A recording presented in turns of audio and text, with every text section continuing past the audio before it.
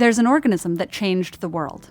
It caused both the first mass extinction in Earth's history and also paved the way for complex life. How? By sending the first free oxygen molecules into our atmosphere. And they did all this as single-celled life forms. They're cyanobacteria, and the story of these simple organisms that don't even have nuclei or any other organelles is a pivotal chapter in the story of life on Earth. Earth's atmosphere wasn't always the oxygen-rich mixture we breathe today. 3.5 billion years ago, the atmosphere was mostly nitrogen, carbon dioxide, and methane. Almost all oxygen was locked up in molecules like water, not floating around in the air. The oceans were populated by anaerobic microbes. Those are simple unicellular life forms that thrive without oxygen and get energy by scavenging what molecules they find.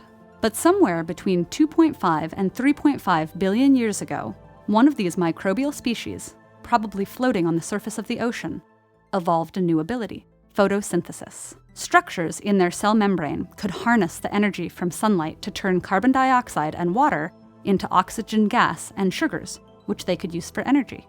Those organisms were the ancestors of what we now call cyanobacteria. Their bluish color comes from the blue-green pigments that capture the sunlight they need.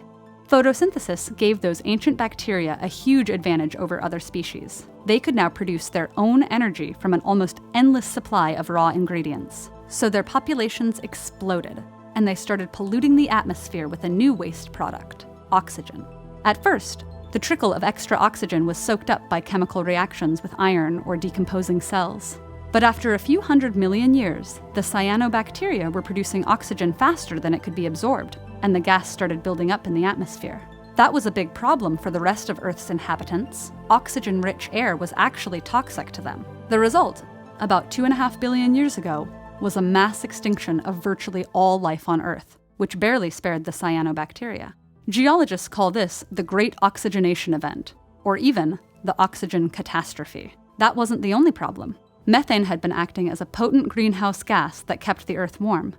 But now, the extra oxygen reacted with methane to form carbon dioxide and water, which don't trap as much heat. The thinner atmospheric blanket caused Earth's first, and possibly longest, ice age, the Huronian glaciation. The planet was basically one giant snowball for several 100 million years. Eventually, life adjusted.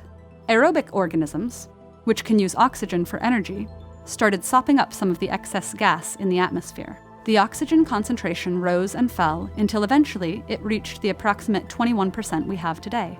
And being able to use the chemical energy in oxygen gave organisms the boost they needed to diversify and evolve more complex forms. Cyanobacteria had a part to play in that story, too. Hundreds of millions of years ago, some other prehistoric microbe swallowed a cyanobacterium whole in a process called endosymbiosis. In doing so, that microbe acquired its own internal photosynthesis factory. This was the ancestor of plant cells, and cyanobacteria became chloroplasts, the organelles that carry out photosynthesis today. Cyanobacteria are still around, in almost every environment on Earth: oceans, fresh water, soil, Antarctic rocks, sloth fur. They still pump oxygen into the atmosphere, and they also pull nitrogen out to fertilize the plants they helped create. We wouldn't recognize life on Earth without them, but also thanks to them, we almost didn't have life on Earth at all.